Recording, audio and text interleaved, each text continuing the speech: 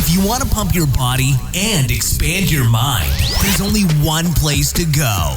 Mind Pump. Mind Pump with your hosts, Sal DiStefano, Adam Schafer, and Justin Andrews.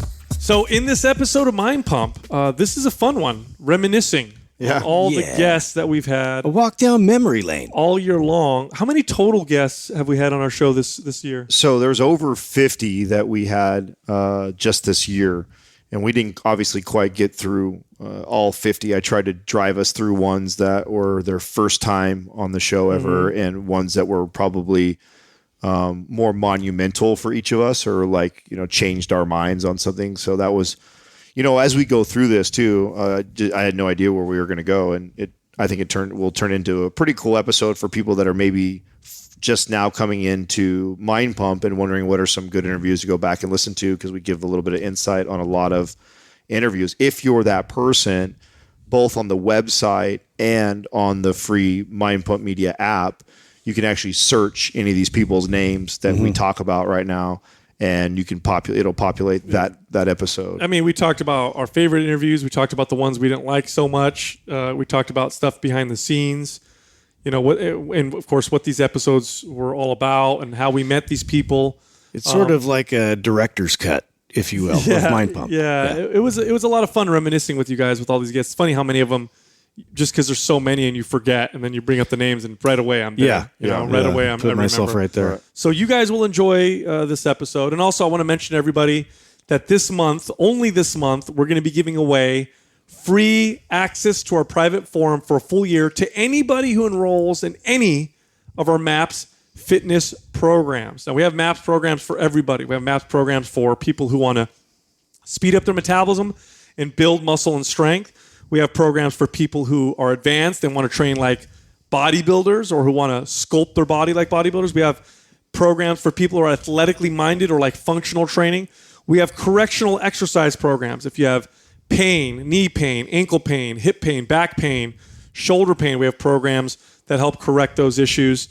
We have programs that are fun. We have strongman inspired programs. Anyway, we got a lot of programs. You get the gist. Programs for clowns. If you go to mapsfitnessproducts.com, you can check out our MAPS fitness programs. And again, if you enroll in any of those programs, you'll get a free year access to our private forum. On our private forum is personal trainers, fitness enthusiasts, other podcast hosts, and then of course I'm on there, Adam's on there, Doug is on there, and I'm sold if you're on there, Sal. Even Doug is on the forum. You can always tag us and ask us questions on there, and you get access for free for a year. Guad in the house. So it's really cool. Again, check out our programs all at mapsfitnessproducts.com. So that's it. Here we go. If people are wondering why we sound a little bit different, it's Are we on right now? I kind of feel like a little scraggly, grovelly. Is that a adjective? I think it is. I think Grovelly? yeah, maybe. Gravelly. Gravelly. Like there's gravel in your throat. It's like it's because we're on the road. We're actually out here in. Should I say where we're at? Sure. Pajaro Dunes. Yeah, let Love this everybody place. know. We actually met someone today at one of the restaurants we ate. What was his name again? Adam. Adam. Good guy. Yeah, you should remember that. Love that guy. Anyway, no, we're out here doing some fun stuff, surprise stuff. But anyway, so if you're wondering why Oh, wait, we don't want to tell them. Dude, that breakfast place is Working the on bomb. the next program or no? No, yeah, well, now they know. Yeah, there you go. Should we tell them? I actually wanted to do something a little bit different today. Is this special? We're going to do something special? Yeah, no, we're going to do something special today. What I want to do today, it's a middle, almost we're getting close to Christmas time, right? Mm-hmm. And are you getting us presents? Justin, we're going to get presents. Yes. He's such a gift giver. I love it. Yeah. I'm more of a giver than a receiver, that's for sure. Are you really? Wow. Yeah, definitely. Well, Justin was telling me about good. that, about you. Yeah, You guys are sharing. I love receiving your gifts. They're big and great. Okay. No, That's enough. So I was talking to Ann the other day, and we were going over the list of all the people that we've had this year. And Oh, you mean as guests? yeah, as guests on the show, and I didn't realize that we'd seen over 50 people just this year. Now, some of those were return guests. Like we had a few people that returned, like Ben Greenfield who came back. We saw Paul Check. Ruscio came back on. So we had a handful of those that were friends of ours that came back another time. We saw a lot of new guests, and so what I want to do is I'm going to try and get through as many as I can. but because I bet you guys have forgotten damn near half of them by now. bet, yeah. And so I want to bring the guest there. I'll tell you who they are, and then you guys tell me. I want to know what your impression of them before they came on the show was, and if you even had one, because sometimes we have a guest that we don't know anything about sometimes, right? So your impression of them before they came on the show, and then your impression of them after. What a great question, because I can't tell you how many times it's completely different. It's Super underestimated. totally different after I meet somebody, for the first time, which is a treat for me. So I love that. I'm gonna. Yeah, it's my favorite. With that being said, I'm gonna start off with one I completely forgot about, but it'd be interesting to hear your guys' take. Sam Parr with The Hustle. Oh yeah, yeah. You know what's crazy about that episode was me and Taylor had gone to CES, and we were basically late. We had to catch like a flight just last second for me to even make it to that interview. I don't know if you guys remember that. Oh, I didn't remember. I showed up like the first quarter you guys started going into it. And then I tried to be like as ninja as possible to like kind of just sit in on the podcast and be like, hey, what's up? How much of it you missed? Do you remember? Do you remember how much you missed? I probably missed, I would think like 15 minutes. Yeah, or it so. wasn't much. Yeah, it wasn't like. Yeah, I felt like you were there the whole time. Just started talking, and I thought, oh my god, it was like mayhem for me to get there. I can't even tell you. So guys. now, did either one of you know who the hell he even was before he really came on the No. show? So I didn't I know. know Taylor was freaking out because it was his lead. All I knew was what I discovered, just the short research that we did beforehand, because I knew we had a guest coming in. I knew, it was the CEO of this company called The Hustle, and then Taylor kind of let me in on what they did, and so I had no expectations whatsoever. I had no expectations. I thought, okay, it's a CEO. We'll talk about business. That's always cool. But what blew me away about him was he was a great guest, but really what blew me away was realizing the power of one segment of new media that I had completely written off, which was email. And I don't mean in terms of email marketing. I had known that was powerful because, we had learned that earlier on when we met with Mike Matthews, and he talked about how it's such an important aspect of business. It was how he compared email to newspaper. Yeah. He's like, this is it's like you're getting a magazine or newspaper, treated it totally different and created a... Like it was its own platform in a sense. Yes. Like everybody else was, he's like, everybody's hanging out here on Facebook. Everybody's hanging out on Instagram. Everybody's hanging out on Twitter. Like email, let's make it entertaining to where people actually look forward to these emails and want to open it up. And his open rates were insane. I think what's the average open rate of an email? Is like 8% or so 4%? Oh, no, less than that. Like 2 to 4 would be like the average. Really? And his was really low. Like 30%, 40%? No, he was above ridiculous. That. No, and then he sells advertising on these emails. And so I thought, of course, obviously, that's got to be, it's new media just through email, but I completely wrote it off. So yeah, he was a treat for me. For that exact reason. I mean, we were in the middle of really starting to get aggressive with building our list. And so to get a guest like that to come in and be able to talk to him, we talked about the business behind the scenes. So it was pretty cool. I really enjoyed that. That was a surprise for me. How about Courtney Olson, the watermelon girl? Oh yeah. Wow. Remember we met her. You and I met her. We met her. So Sal and I were down in LA, and We were speaking. Yeah, we were speaking at the LA convention, and one of our listeners brought her up to us. Isa, right? Yes, Isa. Isa, That's yes. right. It was Yeah. Isa. I love her. So she brought her awesome. up to us and was excited to collab with us. She didn't know who the fuck we were. And we said, okay, well, let's get in contact. We'll have her on the show. And she had told us, my episode's going to be the biggest episode ever on your Yeah. podcast. I was like, man, this chick's confident. This is cool. She has had a lot of charisma, and Yeah. when you see her, you can't miss her. She's definitely a big personality. But then she's like, I'm the girl that smashes the watermelons between my legs. I'm like, oh, now I remember, because there was a viral video. Remember at that point that I'd gone, and I remembered her. Yeah. And she's very built, very, very strong. She was very like no holds bar. Yeah. Like she came in hot with some of her stories. I was like, wow. She actually was exactly as I expected her. I agree. Yeah. I agree too. I think from what I perceived from the little bit of time that we met at the LA convention, and then kind of digging through her social media, looking at all her business stuff, I think I got exactly what I thought was coming. And I'll leave it with, that was a very interesting episode. Yeah. So different than what we'd normally ever do. Yeah. And I think she did have a lot of great energy and tell some good stories. And she told us about her life, and she has a crazy life story. Yeah. I mean, some good stuff and some bad stuff. So. Right. And I love that I love that, she does, she was very radically honest, right? We talk about I might be jumping ahead, but Luke's story, like I remember him having like a very crazy story like that, like his childhood and then unexpected where that led him. He's number 12 on the list right here that I'm going through, and that is like just because is a similar type of an interview, but I thought Luke's stories was even more crazy. Well, Luke, I had no anticipation of that. I liked his better. Yeah. Because for that reason, though, what Sal's saying is I totally didn't expect that from him. And Sal and I met him. He interviewed us. He interviewed Sal and I one time, went down in LA, super friendly, totally liked him, seemed a bit nervous when we first were doing the interview. But I wasn't really, to be honest, like we didn't stay around and like hang out and talk to him that long afterwards. I wasn't really drawn to do much with him. And I think he stayed in communication with us afterwards. And I really liked the way he was business wise. And I thought he didn't expect anything back from us. I just like people that are like that do good, solid business. I felt that way. He's doing well right now. I follow him. And so there was an opportunity for him to get on our show when he came into town one weekend. I can't remember what it was. And he was just in the area. And we agreed. We liked him, said, hey, let's have him on the show. But had no idea what was coming. And what a crazy... Yeah, that was an entertaining he's also episode. He's also a podcaster, so he's really good at telling stories. Very good storyteller. Yeah, so it was a very entertaining episode. Crazy childhood.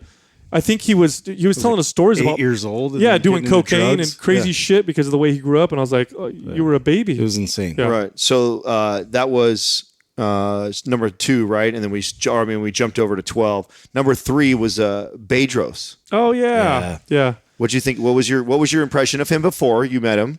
And then what was your impression afterwards? I had known of Bedros and actually went to a few of the fitness summits. So I knew him as far as like how he presents himself on stage.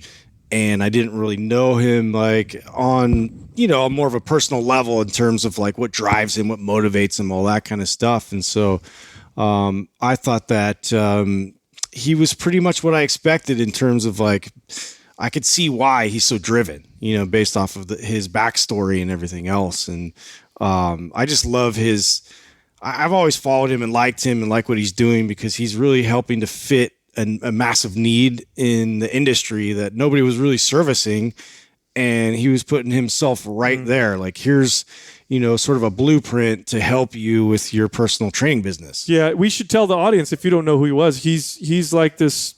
He helps fitness professionals build their businesses in essence through social media, through different marketing strategies. So I didn't know of him. You guys both knew of him. I had no idea who he was. And then I looked into him before we had him on the show, and he reminded me of the old school fitness sales guy, marketing guy. That's what he reminded me of. And when I met him, it was pretty accurate. He's kind of that old school kind of guy, but he's adopted it towards the new school way of doing things. And the guy's got a great reputation. He works with a lot of our friends, and they all seem to like him. It wasn't like I was blown away with him. It wasn't bad. We had a great conversation, a lot of energy, very honest. But he entered into a space where nobody else was doing that, especially when he did it, right? He's been doing it for a while, I think. Long time. Yeah. I absolutely loved him. I knew a little bit of him, like you said. Justin and I paid attention to what he was doing, but I never took any of his courses. I didn't pay for any of his stuff, so Justin actually probably knew even more than I did about him. Mm-hmm. I just knew of him, but I was excited to meet him because in our space, especially in when you talk about making money, and when I came into fitness, this was something that I kind of pieced together really quick for myself. I knew I wasn't the most educated trainer. I wasn't the most experienced trainer. I didn't have the greatest physique. But I did have this natural gift to sell. I love numbers. I love business. I loved all that stuff. I've always loved that. And I felt like there wasn't a lot of people teaching trainers how to monetize, how to make more money. Right. Like everyone was talking about how to be a better trainer or Technique, technique. Yeah. All things that I think are extremely important to being a successful trainer. But nobody was really pushing the business side of it and the money side like Bedros was. And I think that's a really challenging thing to do. I mean, we've avoided that like the plague in our own business. We know there's lots of money in teaching others how to make money. And we know that, and we know that there's people that want to pay us to help them build their business, and we really don't want to do that, at least not right now, because I think we all have the same hesitation. That's not what I want it to always be about. I think our mission is different than that. Although as a business, it makes a lot of sense to do that for us. So I think that's a very hard thing to have to, if you're somebody in our position or his position, to have to juggle that. And then he's made that full commitment to teaching others how to make a lot of money. And a lot of times those guys can be very greaseball-y and just slimy, and because that's all what they're teaching, how to make more money. But I got such a great, genuine feel from him. And that's what I really liked about him. In fact, it's exciting to watch what he's doing now. Yeah, and almost all our guests, you guys know that I do my best to try and stay in contact and talk to and stuff. He's one of those ones that treats me the same way like that. And anytime I get that back from some of him, the Tom Bilyeu's, Jordan Shallows, Ruscios, there's guys that he's very approachable and professional. And he also seems to take pride in maintaining those kinds of relationships. Yeah, definitely. Yeah. So I believe that he does it in the right way. He does a lot of things the right way when you talk about that, and it's really easy to cross the dark side, I feel like. So I think that's what I like. And I think he never tries to put on a front like he's this badass smart trainer. Like that's not his message. He's not like. No, in fact, he even said he wasn't on our on the interview. Yeah, so I love that. I love that it's like he's not trying to claim like he's the baddest trainer ever. He's keeping it real. Like, listen, ain't nobody out there teaching you guys how to make good money. Like, let me show you, right? Yeah. So I really liked. Yeah, I liked it. That was a good interview. I liked him a lot. And that is somebody who'll be around, I think, for a long time with us. How about Chris Kresser? Oh yeah. Oh yeah. So did you guys know Kresser before he came on the show? Very little. Okay. So for me, Chris Kresser was I've read so many of his articles. He's been online for a long time writing about wellness, writing about health. He's a functional medicine practitioner. And back when, I had my gut issues and all that stuff, his information was a lot of the stuff that I would read. And he's just excellent at what he does. Very, very good at what he does. One of the first guys to do so. So I was very excited to meet him, and I really enjoyed talking with the guy. Later on, he had me on his podcast, and we had a great that was episode. a really good interview. Yeah, we had a really, really good time. But I really, really enjoyed talking to the guy because he's just super smart with how to approach wellness from all the different angles, from Western medicine to Ayurvedic medicine. Chris Kresser's he's one of those guys. He reminded me the same feeling I got when we met Rob Wolf. I was really pleased by what they were like off air when we were talking to them. Very down to earth, very intelligent, not dogmatic. That's something that I whenever I meet the people that tend to be kind of on the woo woo side, or they're teaching a lot of all natural everything, super dogmatic. Yeah. And I didn't get that at all from him or Rob Wolf, and so Kresser was a really nice treat for me. I didn't know much going into it. He was actually surprising to me because I had listened to him on Joe Rogan's podcast previous to that, and so I knew a little bit about him and his delivery and how he's got this really like quiet, laid back delivery, and so I was like, this might be kind of a boring episode to be honest with you. But no, it was excellent. His story, and I mean, obviously he's brilliant. He's a brilliant guy who is among the best in the wellness space. But yeah, I enjoyed his story of why, and what led him to become, on this quest to heal himself. Yeah. Chris Kresser is one of the people I would say who is responsible for the mainstreaming, if you will, of wellness. He's one of those people because he wrote so many awesome blogs and articles, has a great site. That people found his stuff, and his information is just phenomenal. So, yeah, that was a really good one. I'm going to go over the ones that we've had on our show the previous years, and we'll circle back if they were a really good interview. I want to hit people that we've. How about Sean Baker? Yeah. Oh, Yeah. yeah. You know, A little controversial. He's really making his rounds these days. yeah, so he's the carnivore diet doctor. He's a surgeon, and he's this guy that talks about just eating meat and how it cured a lot of his inflammation and issues, health issues. Now, before he came on the show, I had heard him on a podcast, and I thought obviously he's a surgeon, right? He's a smart guy, but I was pretty sure I was going to go after him with some of his claims with his carnivore diet. His social media can come across as dogmatic, but when you talk to him on a podcast, he isn't. No. Besides all that, he's a cool guy. I really like him. Like I really like him. He's like one of us. You know what I mean? He's a very cool guy. Yeah, very cool, big dude.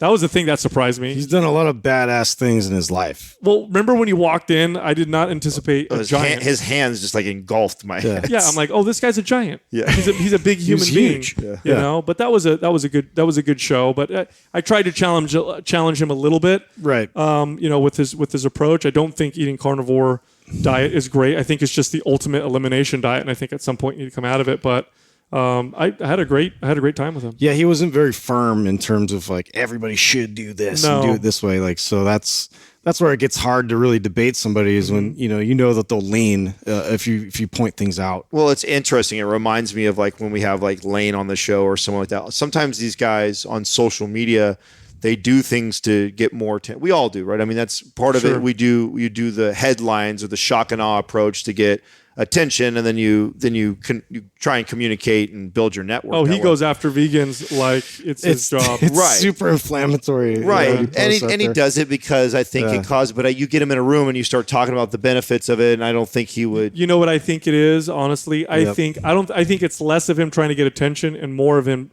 firing back, because that guy gets so much all the hate. Yeah. hate from vegans. That's a good point. It's insane. Like, and you know how some of the really like militant vegans can be when they attack people. So how about Lisa Bilyeu? We actually had Tom's wife on the show this year. You know, we'd met her before, and Lisa is just a great person. Lisa. Yeah. She's a very fantastic human. She's a very welcoming person, very giving. The hospitality that her and Tom give us whenever we're there it's unexpected. That's how good it is. You know what I mean? Like, you expect your friends to be hospitable. They're phenomenal, and she's an exceptional. She's just an exceptional host and a great person to talk to. When I meet couples that have things in common with Katrina and I, like I connect with them, right? I feel like Tom and her are kind of a mirror of themselves. They both have, and they're really good with people, and they take and that mean relationships mean a lot to both of them, and you can see by just the way they treat others. And they both give a lot. Yeah, and I'm very impressed with that when you have to do that at such a high level. I mean, we met Tom very early on. I mean, Tom came on the show. Tom was actually one of the bigger guests to come on the show before we were even that big, and I remember liking him from the very get-go, just the way he was. And he is somebody who I've remained in contact with. And he was the one who kept telling me, like, hey, you should get Lisa on the show. And I love the way he did it, too, because he kind of he recommended it to me like a year and a half ago, or 2 years ago, when the first time we met him. And I was just like, it just wasn't on my radar, all the things that we have. Everyone's got a ton of people that want to be on the show, right? And, after a couple times of us getting connected and seeing each other, I was like, we need to have Lisa on the show. I think we could have a good conversation, and it was really good. It was it was fun to talk to her. Yeah, some great relationship tips in that episode. Yeah. No, I thought that appreciated that. Yeah. That was refreshing and fun. So I thought that one was really cool. How about Dr. Zach Bush? Yeah. So Zach Bush I think that was just me interviewing That was just him. you. Yeah. Very interesting. I'm trying to remember. He talked about using those glyphosates. Yes. He freaked me out a little bit. Yeah, super. Well, he scared me because you scared me after you came back and you talked about, like, dude, basically even you're like, it's in everything. Anything that's organic, we're fucked. It's not even organic. He's such a smart guy, but he really broke down what happens to the gut from some of these compounds like glyphosates. And he really solidified a lot of things that I was already believing, but then I became much more fervous about. But that was one of the few interviews that we weren't all on. So it was just me and him kind of nerding out. Yeah. So if you're like somebody that's really into fascinating information, you like to nerd out on things, that's an episode you should check What out. was our new Monsanto campaign? It was like glyphosate. It's fine. It's fine. Yeah, you're fine. You're fine. How about Michaela Peterson? Yeah, Michaela was great. I found Michaela through, obviously, Jordan Peterson, who there was a stint there where I was really just learning a lot from the guy and then learning from the things that he was recommending. There's certain books and people, and I started reading, Carl Jung because of Jordan Peterson, and I found other people like Bishop Barron through Jordan Peterson. And then I found an interview where he was on a news show, and I think it was like in Australia or something. And it was him being interviewed with his daughter, and it was about her terrible autoimmune issues, which included psychiatric issues, but also included terrible rheumatoid arthritis, where she had to have joints replaced at a very young age. And she talked about how changing her diet kind of cured her. And the reason why it perked me up is because you hear that all the time, right? If I go online, I can find 1,000,001 different diets that cure pretty much anything. But the reason why I liked it was because Jordan Peterson came across as so honest. He's a psychologist, a professor. He's sitting next to his daughter saying, I don't have to take antidepressants anymore. So he's like vouching for it. And I'm like, this is fascinating. So we invited her on the show, and she's a very, very sweet girl. When I went down, where were we? Was it Paleo FX? And I went to that dinner with Ruscio, and there was a bunch of people there, and I didn't know too many people. Her and I ended up talking the entire time. She's a really, really cool person. So what'd you guys think about her? I thought she was great. I mean, I saw a little bit of her stuff because you were the one that first mentioned it. I was already like you. We were all reading Jordan Peterson like crazy around that time, right? I think right around that time I was going through 12 Rules. I just finished watching all of his DVDs that you had turned me on to. Yeah, you mean YouTube videos? Yeah. Did I say DVD? You did. DVD? You were watching DVDs, dude? Did you watch? You watched all the VHSs? So old. So And our tape decks. Yeah, so I was going through his YouTube site. That's so funny that comes more natural to say Isn't that hilarious? Right? Be kind, rewind. You know what I mean? man. Yeah. You don't have to rewind a DVD. I know that. But you can. But we were like, I mean, balls deep in his information. I mean, we were all reading and listening to his stuff. And I remember you saying like, oh, you got to check out what's going on with his daughter. And I had no idea. And then we started watching. So And I think too, because she was taking the approach, we just finished up with Baker, right? Sean Baker. And so like she was going through that elimination process and kind of found carnivore diet to help with. Well, dude, Jordan Peterson now follows it. And now here's the thing that with a carnivore diet, it's the ultimate elimination diet. And if you have a hyper reactive immune system, because you got to keep in mind, yes, there's food allergies, and food allergies we identify very quickly. That's very easy to identify. But then there's immune responses that are harder to identify, like depression or, blurry vision. Jordan Peterson talks about that. Or he said I used to have bleeding gums. That was one of his other things. Inflammation, rheumatoid arthritis, pain, whatever. These could all be the result of a hyperreactive immune system that is reacting to food as if the food... It's literally fighting you from within. Yeah, and it runs in their family, obviously. So now Jordan Peterson, he eats carnivore, and he's like, I feel better than I've ever felt. But he doesn't recommend it to everybody. But of course he feels better because when he eats any other food, he gets an immune reaction. So I thought that was just I thought it was fascinating. That's why I wanted her on the show. Yeah. No, that was good. Sure. So we were apart. I think this is right after that. Then we headed down to LA and we did a trip and we hit a lot of people for the first time. And one of the interviews that we did in LA, this was actually talking about Lisa Bilyeu opening her home to us. She actually did that right after this, where we went down and we interviewed Taro with right. Four Sigmatic. Yeah. That was a sleeper, I thought. Yeah. I really didn't expect a lot of the interview, only because, I knew of Four Sigmatic and, what Sal had thought of Four Sigmatic when we ran into them at Paleo FX. But, in terms of like his knowledge and like storytelling or any of that, like I was pretty much like I didn't think a lot out of the interview. So I first met Taro at Paleo FX. So this was God, when was this? This was maybe the year before. We'd all gone to Paleo FX, and at this point, Mind Pump was growing. It wasn't big yet, but it was growing, and really we weren't bringing in a whole lot of revenue from sponsors. At that time, it was just our programs. And I remember when we got there, I don't know if you guys remember, I told you guys, I said, I want to start talking to sponsors. I think we're ready. If it works with us, let's start. My goal is to go to PaleoFX and look at all these companies and see if any of them match with us. And so we were walking around. We were super hyper that day. It was hilarious. We had some really, really fun times. Weird, yeah. And I saw the Four Sigmatic booth. I remember this. And I loved their products. This genuinely products that I used. They were one of the only companies, supplement companies, that really gets it when it comes to making supplements. And they specialize in mushrooms. And so I see Four Sigmatic. I make a beeline to it. And it's Tero working the booth. I had no idea who he was. Oh, I didn't know that. It was Tero. I had no idea that it was that who he was or that he was the owner. So I go up to him and I'm looking at him. I'm like, man, I love Four Sigmatic, and I shake his hand. I'm like, my name's Sal DiStefano. I said I host the Mind Pump podcast, and I started throwing off our stats because I'm trying to like bedazzle him, right? Because what I wanted was I wanted Here's what I got for you. I wanted a connection to the people who we He talked to. opens up his trench coat. Yeah, so I'm like, this is us, and this is what we do, this and that. And I love your product. I said, hey, who can I talk to about talking to sponsorships? He's like, you're talking to him because I'm the owner. So I'm like, oh, perfect. And that was it. I that day, right away, I texted. What's really cool about him, and it's like he was one of the first adopters to podcast advertising. Yes, he was. And he said that on the show too. And I thought that he covered that in the show? Four Sigmatic was advertising on podcasts when a lot way of people before were. everybody.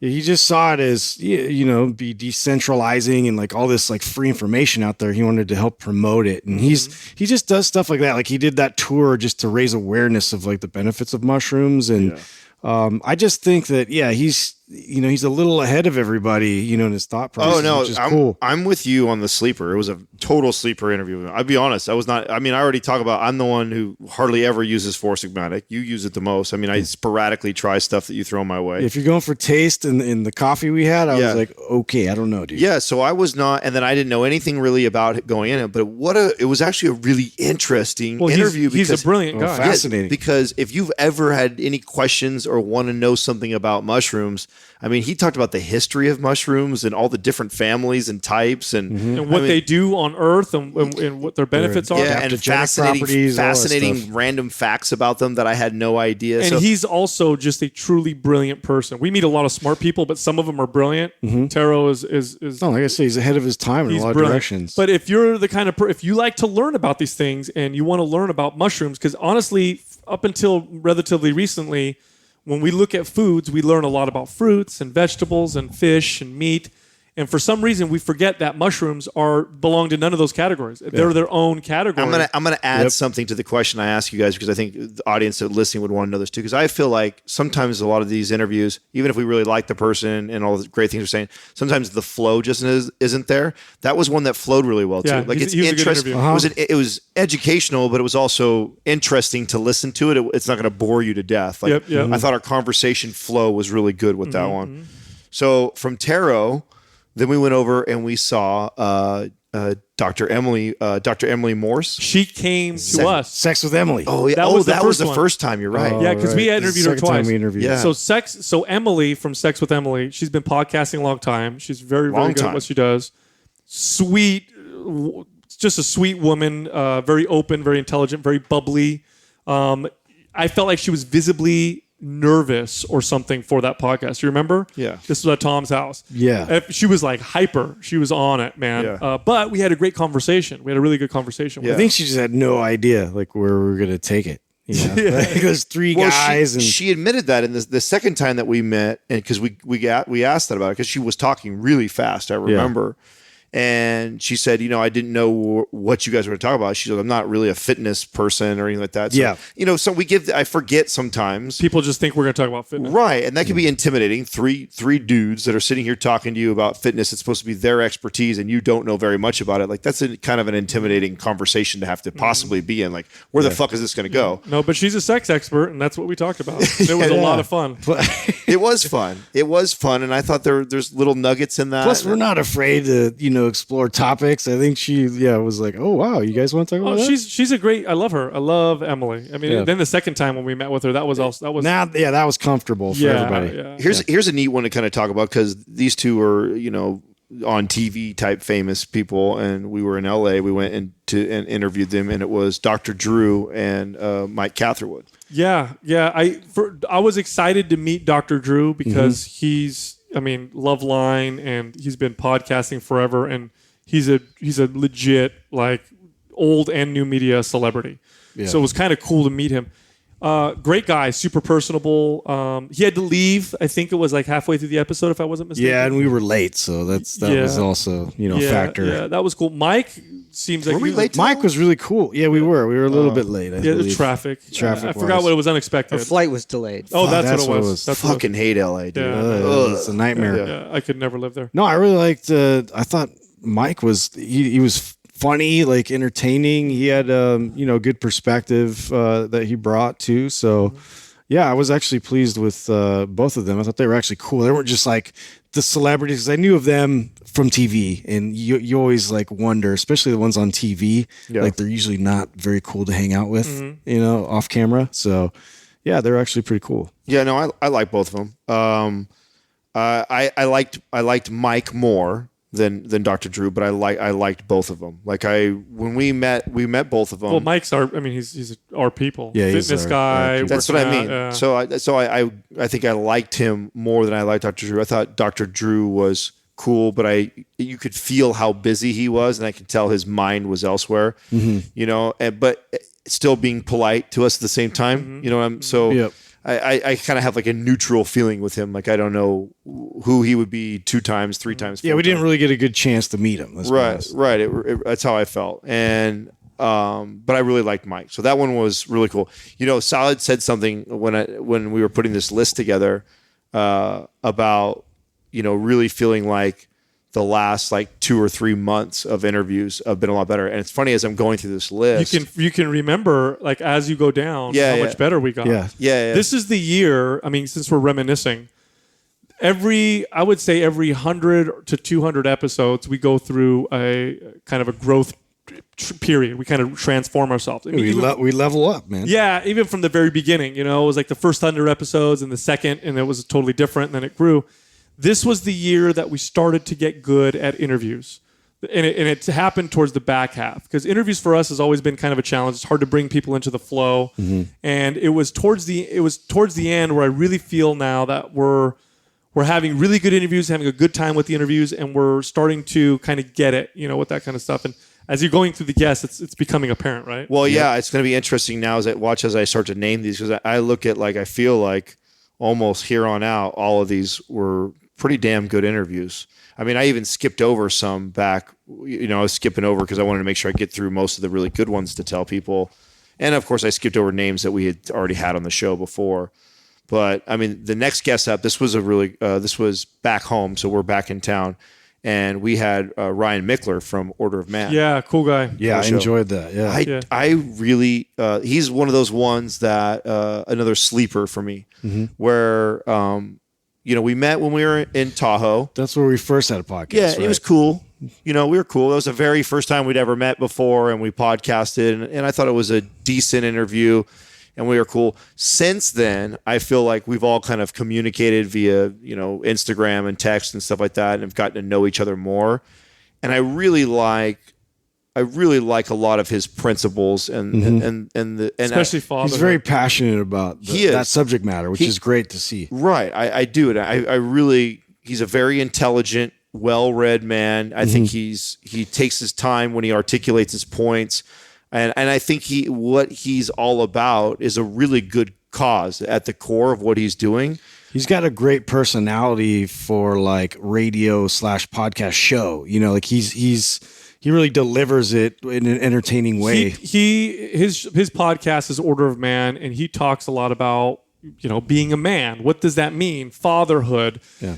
And I think this is an important topic in today's this climate right now. Yeah, this climate. And so leading he talks a purpose-driven life. He talks a lot about this stuff. So so if you're into that kind of stuff, you should go check out that interview. It was really good. And then something surprising came out of that, because he has a big podcast. He wanted to interview me and not talk about fitness. He wanted to interview me and talk about politics and economics. Oh, yeah. And I thought that was cool. And we got on the podcast, didn't know how it would go. And him interviewing me, that's one of the biggest responses I've ever gotten on an interview. I still get to this day messages from people who find that episode and tell me, that they like it. Well, I passed over a name, which will now bounce there since you went there, that on probably one of the most viral episodes you did. Well, there's two I think of that were bigger than that. One of them being when you were on Chris Kresser. Chris Kresser. When you were on was Chris Kresser, still to this day, I still see leads trickle in that heard that episode. And then the other one was Lou Gavere. Oh, Max. Yeah. Oh yeah. Did Max. we meet? Hold on a second. Was our first time interviewing Max this year? He's on our He's on my list Really? here, but I think thought, it Wow, might that's be. crazy. I think we just met him this year. well, he's on number 7 of this list. So it'd be the beginning of the year. You know why it doesn't feel like that? Because we became so close to him so quickly. Yeah. Max is one of the few people, because we like most of the people that we meet, and some of them we like more than others. Very few do we dislike. But then there's a very small amount of people that we meet, and right away we're like, we are going to work with you. You're our people. You're my guy. Max was that guy. I remember he came in. First of all, you can't not like Max. He's like one of the coolest, nicest, kind of likable dudes ever, right? Yeah. He's a super smart dude, good-looking guy, but he comes across very humble. And he was telling a story on the podcast, and a lot of it mirrored myself. So I already self-identified. I identified with a lot of what are we saying. Super cool guy, super great guy, super smart guy, very humble. Great podcast. That was a great interview the first time. Yeah. Then he had me on his show, and since then we talked to him all the time. Yeah, I would say Max is another one of those pleasant surprises where and another major sleeper, because when he was coming on, in fact, Max is the type of person who I'm typically really careful not to let through the cracks, and because if he'd been on Doctor or the Doctor Show, Dr. Oz, a several bunch of times. shows, wrote a book. Best-selling book was a Genius Foods. Very, very good book. And so sometimes when you get somebody like him, I'm very, very skeptical of, like, is this just another really good marketing person, right? Yeah. And he kind of has that look because he's got a great team and he does very well. But when I met him, I was like, oh wow, this dude is somewhat of a unicorn. I mean, to be able to have that type of information and deliver it to, the middle America and mainstream and have them understand it well. Yeah. That's a really, you don't find that very often. It's usually what's the most popular. There's a lot of holes in, these philosophies. He's extremely likable. And if we had he would be top 5 friends of our, I'm trying to think For sure. That's what I'm saying. He makes that small list. Yeah, he makes the small list of and I think that list has grown obviously more than 5. It's probably at least the top 10 people that we all talk to on a pretty regular basis. He's a hyper intelligent guy, and his story is phenomenal. I mean, the guy's mom, was stricken with Alzheimer's. He just lost his and mom. Our condolences. His mother just passed away. But that's what drove him to figure out the best way to eat for brain health. Like, how can we? Because Alzheimer's is an epidemic. It's an epidemic a lot of people aren't talking about, and as the population ages, it's going to be one of those things like diabetes that's it's hitting everybody. Do you remember the moment where I think he realized that he really liked us? Do you guys remember when it was? What moment? We were playing Top Golf. It was when we were playing golf. Oh, yeah. He walked over. Oh, that was my favorite. He walked over to me, and I think what it was, we had all work people, right? He's about as awkward as I am with that Top Golf. That's why I love him so much. You guys are the same guy. 100%. yeah, for sure. We've talked about this before. If you were to pass away, that Max would be your replacement. Didn't we say that? Yeah, I think so. So he comes. I have him meet us over at Top Golf, and this is really the first time we all kind of mingled together. Before that, we hadn't done anything yet. It was just a podcast. Yeah, right. And so he came by, and he sees us all goofing around and playing golf. And nobody is a good golfer. Taylor is the only golfer out of everyone there. Yeah. But it's like a work type event. But he saw the way we were interacting and teasing each other. But it was like in a very brotherly love type of way. Yeah. And you could tell that he was like, fuck, these guys are more than just a podcast interviewers and business people. Like, they're all, you could see the camaraderie. And he came over and he had said that to me. And I said, oh yeah, man, we wouldn't even have brought you down here if we didn't really like you. We don't hang out with everybody. Like, we really like you. So that was, and then we had Ruscio come down and all of us were together. Who's another guy. And the thing about Max, and this is you can always tell, this doesn't guarantee someone's going to be great, or an awesome person, but it is a pretty good indicator. Max, he was watching us all golf, and yes, Taylor's the only one that knows how to golf, but you guys are also somewhat athletic, and then I get up there and I'm just hilarious with how I hit it. Although I did pretty good because I was able to calculate what I was doing. But anyway, I go for a swing and it's just I look terrible. I'm jerky and short with my movements or whatever, and everybody's laughing and I'm laughing. You guys are fucking with me and I love it, right? Max goes up there because we egg him on. We're like, go fucking go. Come on, dude. Play with us. Who cares? He's like, all right. So he goes up there and he looks just as bad as me. It's like the same, if not worse. It was the same swing. It was the same. Man. And we all laughed and we were laughing at him, and he turned around, and at that moment, that's when are they going to get offended? Exactly. Is he going to get upset, or is he laughed along with us and loved it, and then right away I'm like, this guy's fucking awesome. He can take it, and it's all great. Yeah. So then later on, that's when Ruscio came down. Now before that too, we had done a podcast with him the year before, so we had podcasts with him before, but this is also what really kicked off us starting to hang out and spend more time with Ruscio, because that night, I remember I went on later on to go hang out with him and have drinks, and we were together almost all night that night. And that was when I really connected with Mike a lot. Yeah. And so he's up there with that. Mike was also, and Ruscio's hung out with him a handful of times. Yeah, Ruscio is somebody who, and we interviewed him this year on the list. I think he is my favorite source of information, anything gut related. He's just a well. And he's very, very careful. Yeah. He's like so anti-dogmatic that he's so careful about to present it. When he presents it, sometimes I tease him. Remember when we were at the fire and I yelled, just fucking spit it out, bro. Because he's so careful to gives you like 1,000 caveats. Yes. He doesn't want to. I get it. Yeah. I respect that though. Because he's a doctor. Yeah. No. He's very measured. The way he presents information, I love it. He's just one of my favorite conversations of all time. Or in recent memory was that around the fire, and it was me, him, and Pekulski and Shallow, and we all went to level 15 nerd, and we started speculating about all kinds of different things. And one of my favorite things to do, first of all, I love conversation. Obviously, I don't think that's a secret, but I really, really like talking to curious, intelligent people, to where I can get challenged and we continue to elevate the level of the conversation. Mm-hmm. And that was one of my favorite conversations. Trying to solve the world's problems. And not only, nobody's mad or irritated or whatever, we're just really interested. It's different perspectives. Oh, so good. Yeah, that was fun to listen to for sure. So here was one that I was really nervous to do. I did not know how our audience would receive it. I mean, I know we're notorious for touching the third rails and doing things that, zero fucks or whatever. Yeah. And I was really scared to go interview a bishop. And we went and did. Were you really that nervous about it? I was really worried that we were. I could tell you were. Like he was going to get too churchy? Yeah, exactly. I didn't know if he was going to come off like a preacher. And I remember Sal sharing, because this was Sal's lead. Mm-hmm. And everybody knows like what my beliefs are, right? Mm-hmm. And so he's showing me, and I'm like, I've loved the information. I'm like, Sal, I grew up listening to this information, so I'm with you on it. But I don't know if I'm ready to bring some pastor on our show. I don't know if the audience is going to appreciate it either, right? But the more that I watch the stuff that you were sharing with me, the more I I really like the way this guy.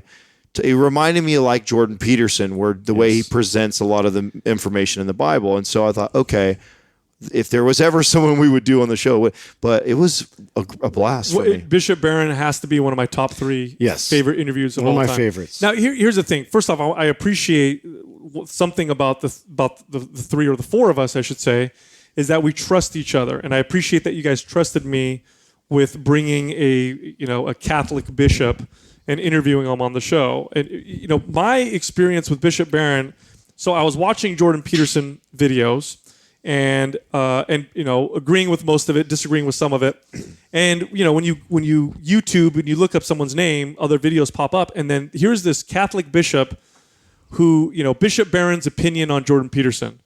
And I know Jordan Peterson talks a lot about the mythology, if you will, or maybe for lack of a better term, how Christianity or the Judeo-Christian religions influenced Western societies. Jordan Peterson doesn't talk about it like he believes in God. He talks about it like this is how it shaped theology. Yeah, this is how it shaped what we believe, and this is how we tell stories. And so that's what was really fascinating.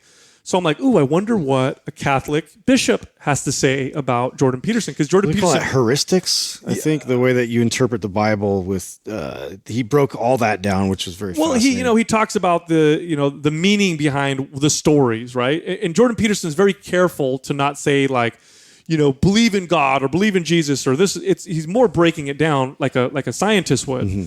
And then here's a Catholic bishop, and I'm like, I wonder what a Catholic bishop would have to say about somebody who's breaking it down in this way without saying, I believe in God or you should believe in Jesus or whatever.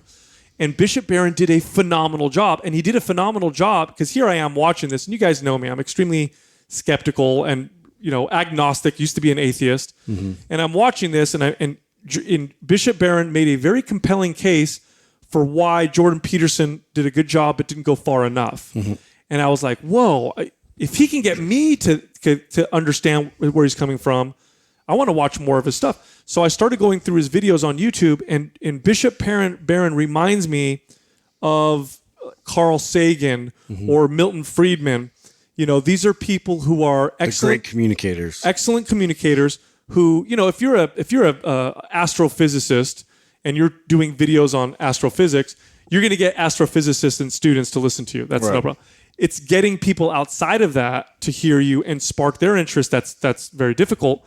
Carl Sagan did that. Carl Sagan, he developed an entire generation of scientists who were fascinated just from his videos. Milton Friedman did that with the boring, study of economics. Bishop Barron does that with religion in a way that nobody's ever done. So I watched his videos and I'm like, and he tackles topics that I've never heard a priest even try to talk about, and it makes sense about it, and so I was like, this is fascinating. I'd love to meet with this guy. And they were super great, grateful that we contacted him, and they were, really cool. And you know what? It's so funny. So I had no idea he was as big as he is. Bishop Barron has a huge following, eclipses ours by far.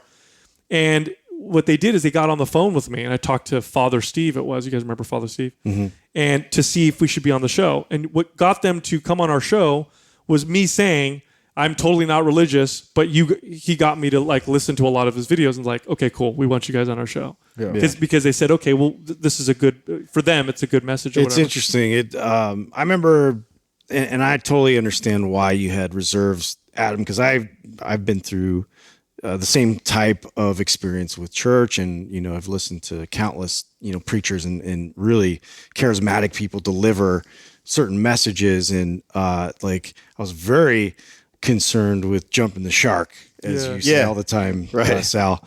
But I did remember that we had interviewed Perry Marshall, and Perry Marshall was going to be this interview about marketing and online marketing and all this stuff, and all he wanted to talk about was the meaning of God, and he went crazy. It's crazy. And I wish we were better interviewers back then. Sure. Yes. Because I remember when we were going into that interview, we were kind of what should we ask him about? And we had this idea. I remember that interview, and we had this idea hey, let's ask an interview what they want to talk about, and then let's just drive it. That's right. And that's how that got there. I forgot we get about him on that. the phone. We're talking to him before we get on air to record. Yeah. And we're talking to him about, and he's kind of, what do you guys want to ask or talk about? We're like, well, what are you into right now? Mm-hmm. What are you reading heavily? And I knew, I don't know, one of you or both of you had inside track that he was already into studying evolution and creation. That was Justin, I think. Mm-hmm. And so you knew he was into that, and you're like, I'd really love to ask him about that. And we're like, well, fuck it, let's just talk. We just did. Yeah.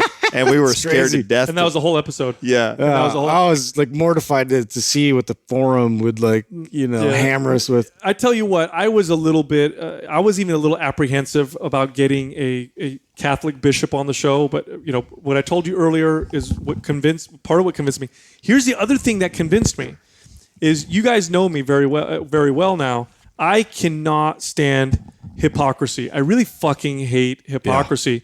Yeah. And I thought to myself, and I said, why am I so apprehensive to have a Catholic Christian, bishop talk, when I'm not apprehensive to have someone come and talk about fucking ayahuasca, right, or spirits in the crystals or weird new age stuff? And I say weird, jokingly, But we have no problem having people like Paul Chek on talk about this kind of. Why am I apprehensive? I'm like, this is stupid. Fuck that. Like, it's just another segment of that kind of stuff. Right. He's a very smart guy. Have him on the show and let's see what happens. And again, one of my favorite episodes. I'd say one of my top 3. Yeah, I feel the same. And we way. got a great response, which was awesome too. Yeah, no, that was a lot of good ones. Here was a surprise one that I didn't anticipate to be good, but I thought was a really good conversation. It led to another podcast.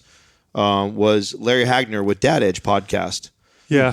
That was a cool podcast. I wasn't ready for it to be that good. I thought you could tell. Didn't he interview you? Yeah, I was going to say After the work. that led to the interview with Adam. Remember, the irony of that was, so he comes on the show, and we kind of know of him. I think Josiah connected us to him, I believe it was, and he was going to come on the show, and we didn't know much about him other than what Josiah had kind of passed along, but we knew he was a good podcaster and he has a successful podcast, and we thought, okay, we'll figure something out. You guys are both fucking dads. You guys can talk dad stuff, right? That's literally was kind of the attitude. Like, then we were like obsolete quickly. Well, we did the interview, and he interviews us, and I think that he did a really good job. It's always challenging to navigate through 3 guys and stuff like that. So I thought you could tell by it was a very professional interview the way he did it, and then I think the little bit that I talked to him about surprised him that I would have anything to contribute to the whole dad conversation. Well, you guys just had so much in common in terms of like, how you grew up and everything. And I think he really connected with you specifically. And then that led into you guys going really deep on his podcast. Yeah, he called me up afterwards and he says, hey, would you feel comfortable with talking more about your dad's suicide? And I said, yeah, no, I'm an open book with that stuff, man. And if you think that it can help some of your audience, and he goes, no, you have no idea. He goes, I think your message needs to be heard to my audience. I said, cool, let's do it. And what a response. Yeah. What a response. I still get responses from that right now. In fact, he actually just texted me yesterday, the day before, and his team were going over their analytics and stuff from month over month. And he said like that episode, I think, is the biggest downloaded episode that they have, and made such a big difference on his month. It was their largest month of downloads from that. So I still get trickled in DMs from that, which is crazy to me because it literally I kind of went through my childhood and what it's like being a son to somebody who commits suicide at 7 years old, and then all the complications and challenges. Yeah. We went into all the. Did you ever listen to it? Did you guys listen to it? I listened to it. It was very compelling. I would say, powerful episode. Yeah, very, very powerful. I think it's an important interview. If you guys haven't heard it, you got to go over to the Dad Edge podcast and find it where Adam gets interviewed because he gets pretty deep. So it's good stuff. So after Larry, this was a cool one because this was probably selfishly for us, probably one of our favorite all-time guests just because of who that person is to all of us, and that was Mark Mastroff. Oh yeah. One of my top. What interviews. an awesome interview. Yeah, Mark Mastroff was the founder of 24 Hour Fitness, and now he's just this billionaire who's got all these fitness brands under his name.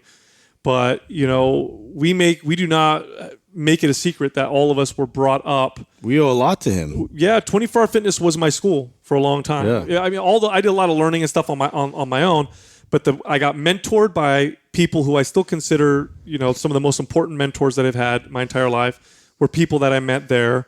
What I learned about communication, sales, business, the way that company was run. I mean, it was so far and ahead of anybody else. It really was. I had this love-hate relationship with it because then I had my own challenges after the company kind of changed hands, especially after Mark left.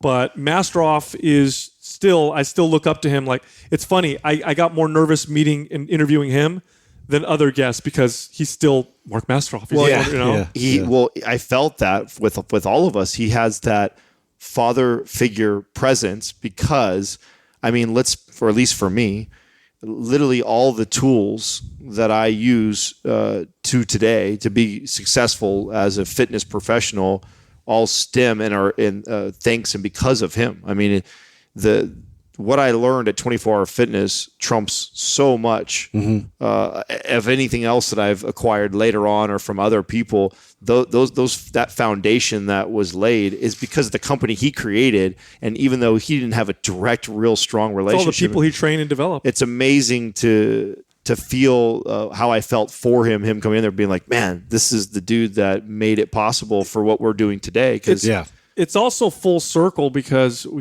it's hard to explain to people those early days of the growth of 24-Hour Fitness and the environment that it was. I don't know how it is now. Because there's nothing like it right now. Yeah, I don't. But back then, I can tell you, I can list 10 people that I know who were top performers in that company, general managers, fitness managers, sales counselors, operations, who are now millionaires, all doing their own things. And it's because of how the skills that they learned and the environment that they worked in those days of 24-Hour Fitness. Literally, I can name 10 millionaires. That's the environment that we were in. I don't think it'll ever be recreated. And we were a part of it. And it's funny, I left the company before you guys did. And then you guys ended up leaving. We did our own things and started our own businesses.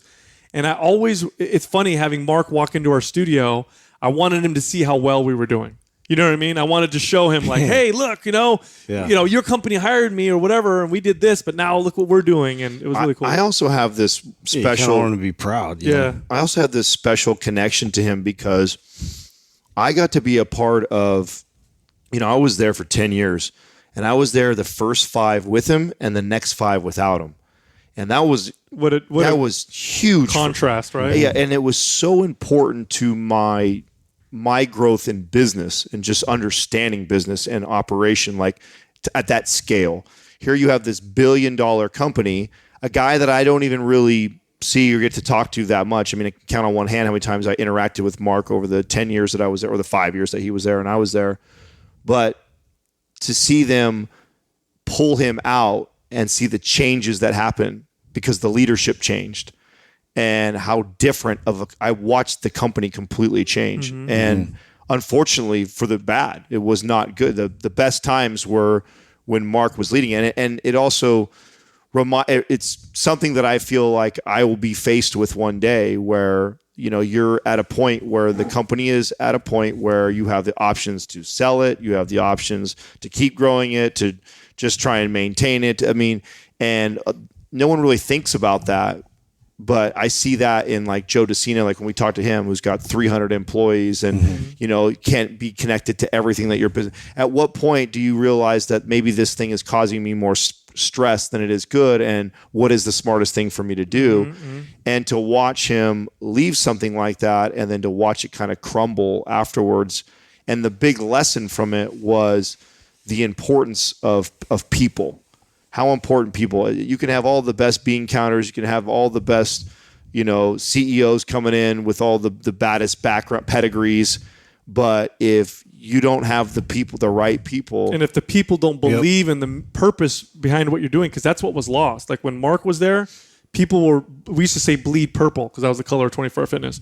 When he left, that attitude was gone. And it just confirmed that, and we talk about it on this show, how important culture is in business. Doesn't matter if you have a virtual online business, doesn't matter if you have a gym, it doesn't matter how big or small it is, how important the culture is of the success, especially in health and fitness, man. Absolutely. I mean, so that was a yeah. I remember, just to give you an idea of the kind of person that he was. I started as a trainer, then I became a fitness manager very quickly, and then I wanted to move over into managing the clubs. And back in those days, they didn't move trainers over to general manager. General managers usually had a strong sales background or management background. But because I was such a high performer, they gave me the opportunity, but they said, you need to be an assistant general manager first. So I was an AGM, assistant general manager of the Sunnyvale 24-Hour Fitness. Shout out to Club 506. So I was the AGM there, and I was doing numbers that were totally unheard of. Like back in those days, if you would sell, just to give the audience an idea, if you were selling $25,000 worth of what they call commissionable sales, you were a killer. If you hit $30,000, you were a god. I was hitting in the 40s, and nobody had ever seen this before. And I'm this young 18-year-old cocky kid, and I remember I was upstairs. I was on the phones trying to make appointments, and one of my first mentors, Don Cardona, walks up and he goes, "Mark Masteroff's downstairs." I knew he was the owner because everybody talked about it. And at this time, I think 24-Hour Fitness had like 140-something clubs, so they were already a pretty damn big company. Mark Masteroff's downstairs. He wants you to give him a tour, treat him like a guest, and he wants to see what you're doing. So here's the owner of a company who sees some kid in some club doing things that no one else is doing. He came all the way to the club and had me give him personally, and had me give him a tour. And so I did. I treated him like a guest. And, this is either me being naive or because I was cocky. I wasn't intimidated. I think I did a fantastic job, right? Did him a whole tour, brought him up. This is when the way I sold memberships was I sold fitness first. So I talked about training, the benefits of working with a trainer. Nobody had done that before. So he told me how great that was, how awesome. He gave me some objections to see how I'd overcome them. And then before he left, I said, I want you to make me a general manager. I actually said this to him. And he says, you're too young. And I said, Mark, I will make it to the point where you have to make me a general manager. I'm going to perform so hard. And he loved it. And he smiled and he shook my hand. He goes, I like you. I like you a lot. And he left. And sure enough, I became a general manager a few months later. But, to have a guy who owns a company that big come in and do that, kind of cool, right? It's a big deal, man. Yeah. No, that was a very big deal. And I think very important interview for all of us, will forever be that way too, which is great too. We've now remained in contact. He was actually supposed to be here this week and I think had to reschedule. He's coming back in January. I can't wait for round 2. Yeah. No, great. And that's another thing too. Besides all of us. Oh my gosh, listen to that episode. I know we're over here just jerking him off on who he is, but he actually, even if you don't care about any of that stuff, he's a great storyteller. Oh, listen to that episode. He's no holds barred, man. One of the top. We got him to talk shit. I loved it. When I think of like the episodes that were, he has one of the episodes that stand out to me that are just, you could not care about anything in that space, just told really good stories. Yes. Him, yes. Joe DeCina was like that. So that's another great one that we saw again. Very entertaining. Yeah. Joe, did not disappoint. The second time around again, my gosh, he came down, and he's such a. We got to talk to some of his buddies. Yeah, that was fun. That's a recent episode, and if you haven't listened to that, you got to, because halfway through the podcast, he's talking about his buddy, and he goes, "We got to give him a call." Yeah. And he calls the guy, and the guy picks up the phone, and that guy tells us such great stories. Yeah. I think he did that twice in that episode, right? He knows a bunch of characters. Yeah. He did, awesome. And he's such a good guy. And it's so neat when you meet somebody too like that, and when you continue to meet people that know him.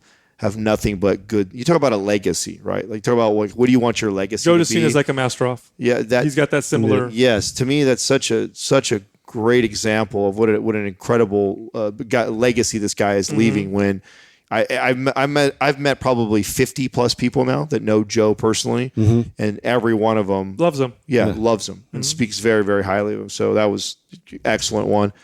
Flex Wheeler. Yes. Flex Wheeler was... How about Flex demanding his red carpet treatment? I know, right? I want first class. Going big time. No. Flex Wheeler he's one of the greatest, or probably the greatest uncrowned Mr. Olympia bodybuilder. I was a huge fan of bodybuilding in the 90s growing up. Remember, I was a skinny kid, right? So I want to lift weights to build muscle. So I'd buy all the bodybuilding magazines, all the muscle magazines. I'd read everything I possibly could to try and learn as much as I could. And Flex was always... in the magazines. He was always one of those top guys. And so selfishly, one of my favorite things about what we do is that we now have leverage to meet people we've always wanted to meet. Yeah. You know what I mean? Like, when would I ever be able to sit down with a guy that I looked up to, 30 years ago, right, that we're going to sit here and talk about, bodybuilding. Yeah, let's exploit this new power. Yeah. And so, exactly. So now I can call and be like, hey, I have this big podcast. You want to come on my? No, I'm like, I'm going to meet Flex Wheeler. Yeah. So we had him on the show, and surprising story of his childhood and what he'd been through. Very interesting. I think the interview was good. I don't think it was like the best conversation, but I think it was good. Him going deep into and being very honest about how he grew up and stuff, I thought was fascinating. Did you have him sign your wife beater? Yeah, totally. I was not a fan of him heading in. Now I've always been a fan of his physique, but because I also have to deal with the back end stuff of like the, where are they booking? What are we doing? And I'm communicating. Was he a prima donna? Total prima donna. Total prima donna. And I'm like, this motherfucker, And when we get people like this, and we've had a handful of them that can be like this, where if we reach out to them and we invite them on the show, they feel all big time, and then they try and search, well, can I stay here, and can I fly here afterwards, and I only fly first class, and get the fuck out of here. Like, we're already flying you out and paying for your hotel. That's a fucking nice treat, because we don't do that for anybody. So maybe in 1980. I think it's a bodybuilder thing from the 90s. Well, I'm telling you, almost it was all. Sean Ray did the same shit. Yeah, Sean Ray did the same thing. Yeah. Sean Ray, another top bodybuilder from the 90s. Same thing. He did that whole And but so did John Meadows. Yep, So exactly. all the bodybuilder guys, that was what was They're so used to funny. that red carpet, yeah, man. we have much bigger people on this show that are happy to be on the show. You fuckers want first class over here. But Sean Ray, what a great conversation. That guy's entertaining as fuck. Yeah, What yeah. a great conversation. He's a great shit talker. Great shit talker. he's Everybody fun. knows him as that, and good information, but just also very entertaining. I was surprised at how entertaining Sean Ray was on the podcast. So that was a lot of fun. yeah, I should say that. I mean, Flex surprised me, and it was a nice treat. So I ended up really liking him when Yeah, we got cool guy. once he got into studio. We did the interview. We hung out afterwards. I definitely really liked him, and I think you've remained texting him more than I have. Yeah, but- Flex is cool. But he's been really cool. And then Sean too was like that. Sean was a surprise. Mm-hmm. You know, a lot of people. He in the bodybuilding world. I thought we were going to rile him up a little bit. Like we remember we were trying to get him. He's got this like moniker of being like an asshole, right? Like he's an asshole, which I thought would be good for the podcast. He was cool with us, and he was very entertaining. I didn't get too much of that asshole vibe from him. No. You know, we obviously went on this little run where we must have been this little world right here. So then we went to Stan Efferding after this. Yes, All right. So Stan was cool. super Rhino cool guy. rants. Stan Efferding is a power lifter, bodybuilder, kind of a big muscle building personality in social media and new media. Really smart dude, great business guy. Very good business guy. He was somebody who I had been following for a long time, so I was excited to have him on the show because I found him around the same time that I found Lane. And this is when I'm like, and I always remind the audience, it's like I was not this like aspiring bodybuilder or even give two shits about that side of the world. I probably was more like Justin with the sports performance thinking Sure. like that. Like I was not into any of that stuff, so I don't know none of these fuckers at all. You know more about bodybuilding than I do. Yeah. And so I'm getting into it. So I'm researching it. I'm looking up all the people that are the big names and who's making the waves on social media, who's putting out what. And I remember just like spending hours and hours on YouTube and on social media looking for, information out there that what was good. I was trying to filter, and so much bullshit out there. I felt like he's one of the smartest. He was. That's where I'm getting. bodybuilders that I've run into, and I very much appreciated that episode because of his nutritional approach, his science behind it, things that he'd highlight in terms of like people really needing to look more into salt and Gut health. and digestion, and just I just appreciated that like he also was into like strength training and doing like real like compound lifts, and he still integrated that a lot, and he looks like a freaking superhero. Yep. Yeah, no, he was awesome. I mean, and he was as every bit as good as I'd wanted him to be. Again, I would followed him for a long time. I love the information he was putting out. He was one of the few.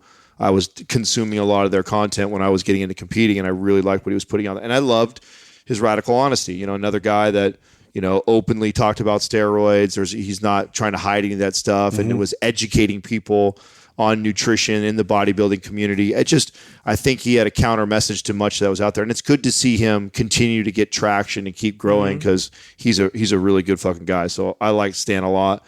After Stan, then we had Warren Farrell, Yeah.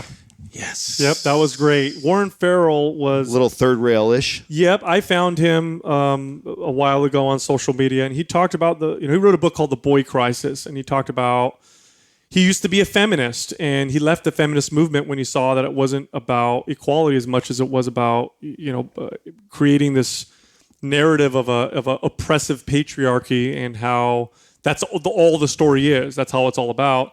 But he's a very smart guy, and he's very intelligent in the way he presents things, and he talks a lot about fatherhood.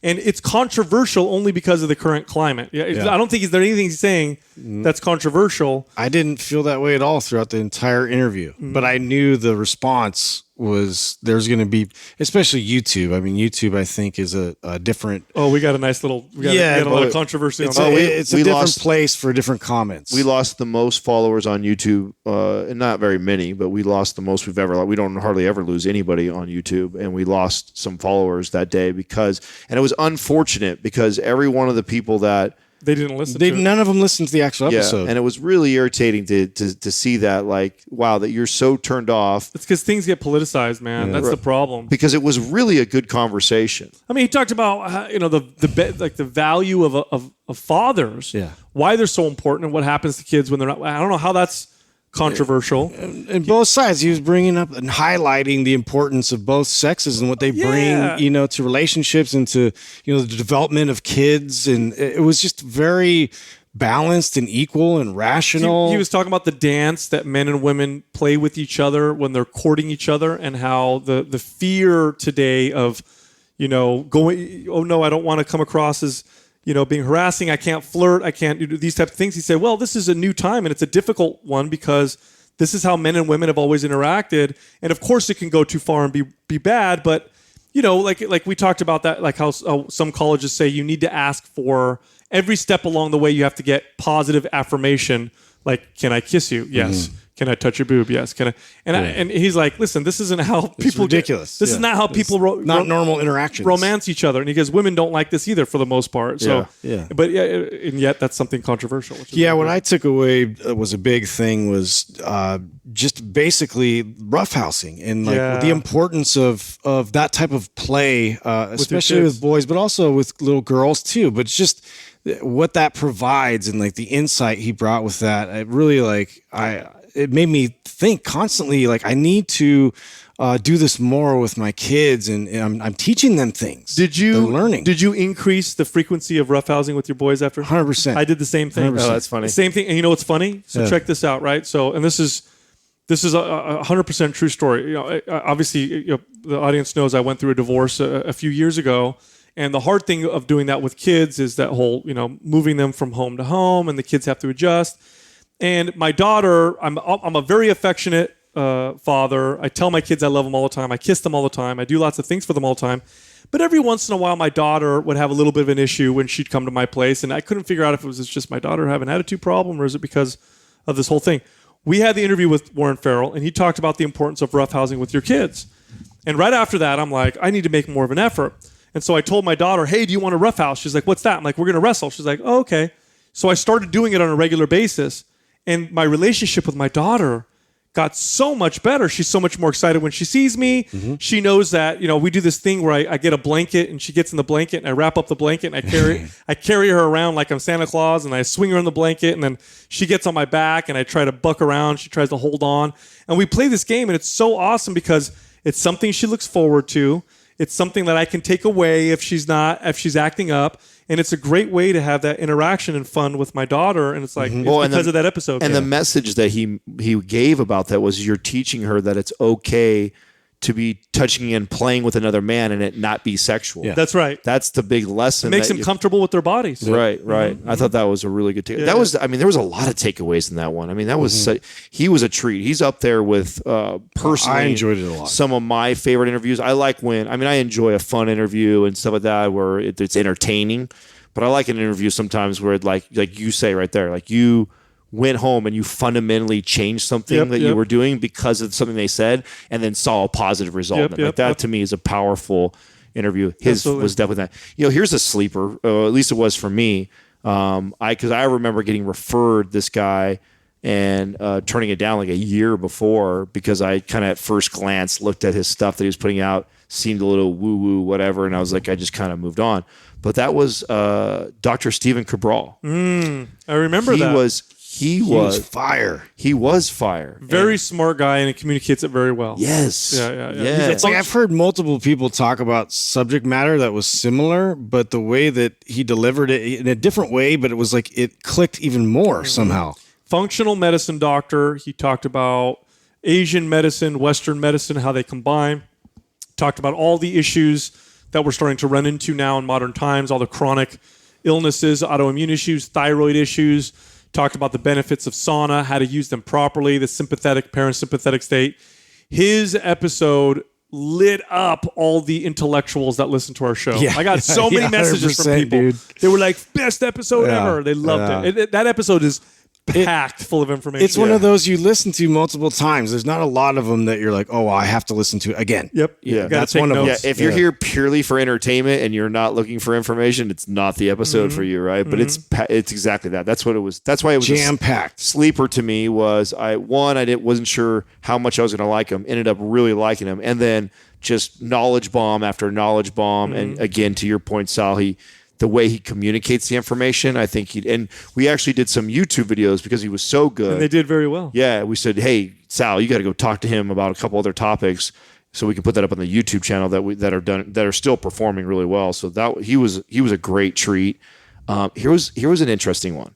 This was right after that we saw Michael Wood. And Michael Wood was the I heard him first, or Justin heard him first, I think, and then introduced him to me on the Joe Rogan podcast, and he had a really good, interesting discussion. He's a Baltimore cop who, during that whole era of Freddie Gray, he came out and was talking about the things that the police were doing behind the scenes that was very controversial. Yeah. That's why Rogan had him on the show, right? Yeah. He basically brought him on, to clear up a different perspective from from the cops' perspective, but also that he was kind of fighting internally to change the way that they handle a lot of these issues and things. So he was a different cat. He was different. Yeah. I was what I was trying to do there is when I had heard him, the interviews I'd listened to, he seemed like he had kind of a strong liberal side to him. Yes. And I was intentionally trying to set him and Sal up for a very... Yeah, we thought that would make it a little spicy. Well, I mean, here's the thing. I get along with liberals' ideas, half the time, and the same thing with conservatives. But there's certain things that he says that I fundamentally believe are wrong. Like, the way he would talk about racism and stuff like that. And so... I thought, okay, well, cool. Let's have a discussion on the podcast. I'll challenge him and we'll have a great conversation. And he talked in fucking circles. It's one of my one of my least favorite interviews because the guy literally would not make sense in the circular talk and use words that there's a word that describes it where you use 15 words when you can just use one. Right. What is that? Where they, anyway, there's a term for it. Yeah.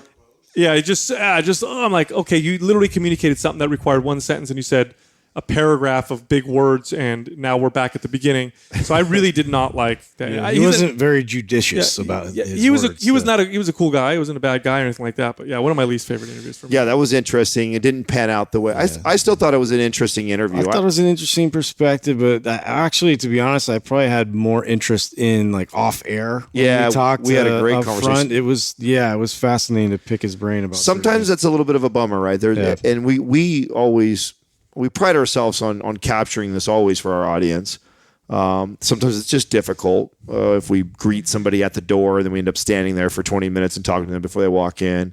But we try and set it up where Doug has got everything set up. We're already sitting in the studio and we bring the guest in and you guys get to hear the first 5 minutes of us. Yeah, we don't want to waste conversation. Yeah, we don't want to waste, and we want to be as authentic as possible. So you guys get to hear if there's this awkward kind of meeting and warming up with the conversation or whatever. And he was one of those few where the stuff that we talked about off the pod. Who else was like this? Robert Obrist was like this. I'm like, oh my God, I wish our audience the most epic stories you've ever heard. Yes, and then you turn the couldn't. Yeah, he wouldn't talk about it. Yeah, so every once in a while we have these guests that, and it's not that they're not authentic or honest. I think in Robert's case, I know it was the stories he was scared to tell on air. Right? Yeah. So I get why he didn't share some of his stories, but yeah, that made sense. Yeah, but some of the best stuff we had with him was never made it on air. Michael Wood, I felt the same way too. Yep. Justin and I must talk an hour with him afterwards, and I left. Yeah, we talked. Sal was over. We talked about his relationship with Joe Rogan. We talked about his relationship with Onnit and those guys. We talked about just all kinds of stuff, and it was really fun talking with him. I'm like, fuck, this should have been on air. So, yeah. But that was I thought it was still a good episode, just a different cat. And then we had Rich Gaspari.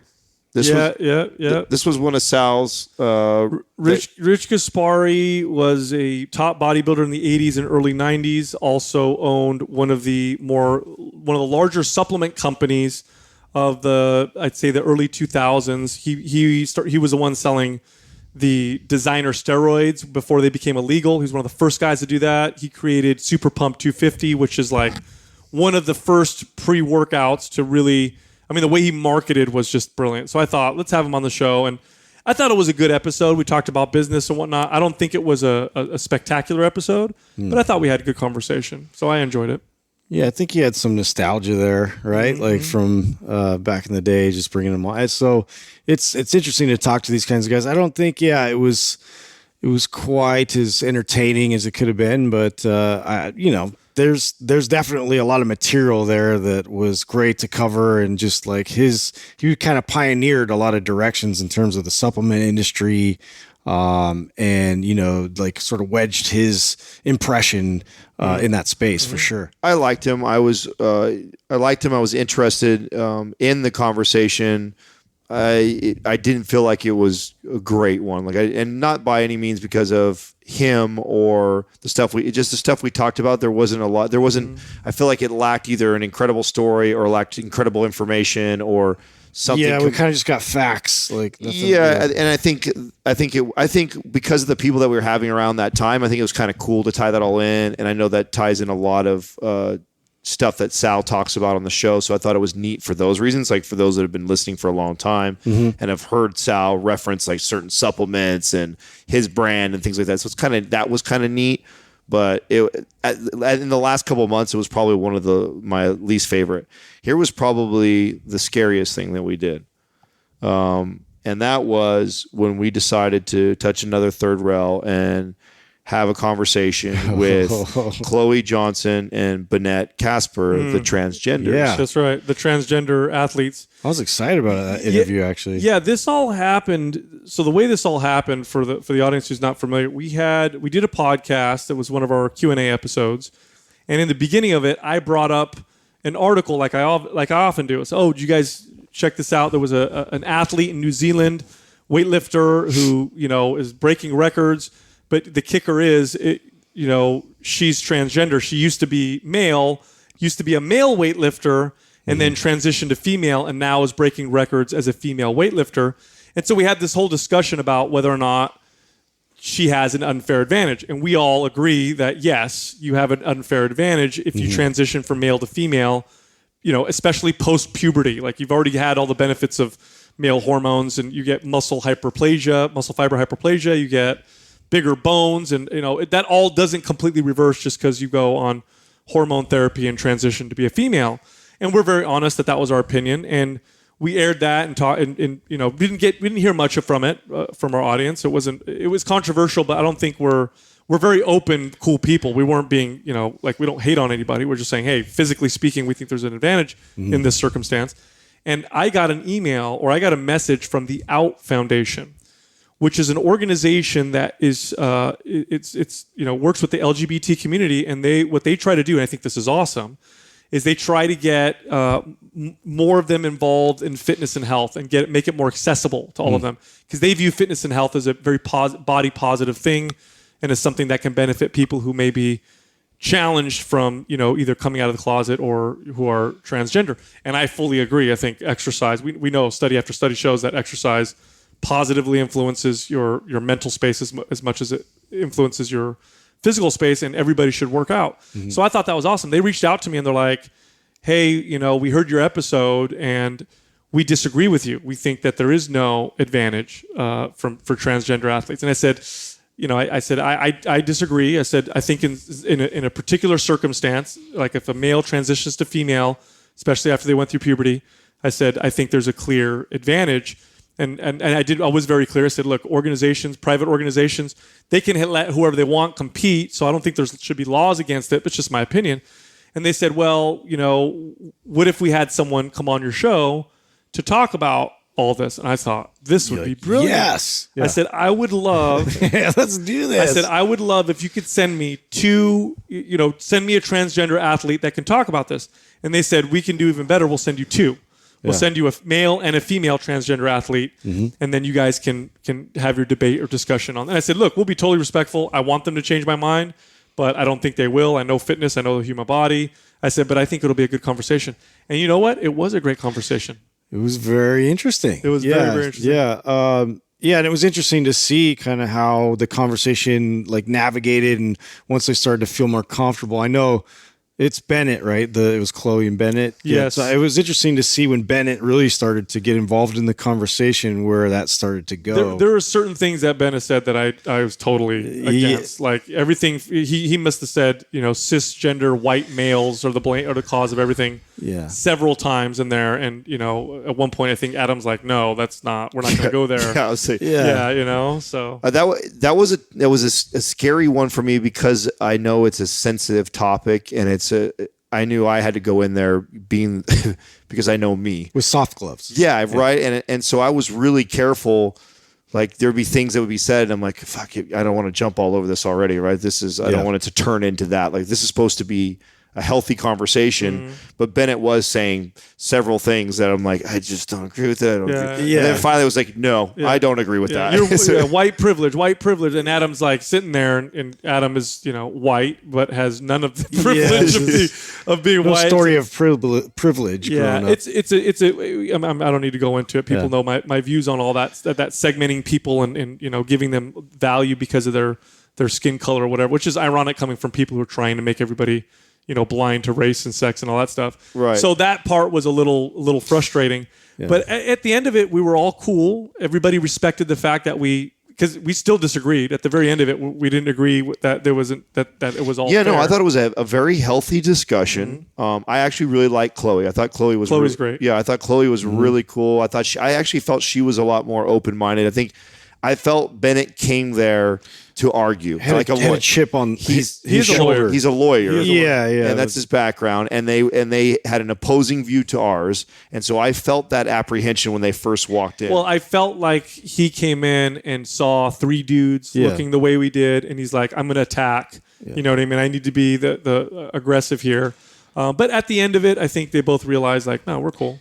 Yeah, I think we finally sort of had at the end of it, like we sort of hugged it out, and we were like, oh, they realized our intent, with the way that we're trying to deliver information and challenge certain things from a healthy place. And obviously, are very understanding of people and just like listening to perspectives. And I think that's the lesson through all this is that we are 100% open for discussion. And a lot of times there's people, we just don't agree. And that's totally cool. Well, what happens is there's a lot of people that will say, transgender athletes should not be allowed to compete in these sports against against the gender that they now are. And being transgender is wrong. It's evil. You're, whatever. And so there's a lot of that crossover. We're not those people. We are, look, there's an athletic advantage here, but if you're a human being, you could do whatever you want to yourself. And if I like you and you're nice, I'm going to be friends with you. And that's something that really binds the four of us. Like if you look at our friends, we have this wide, eclectic group of people that we consider friends, so different in the way they view things. Some of them liberal, some of them ultra conservative, some of them, gay, straight, transgender, doesn't matter.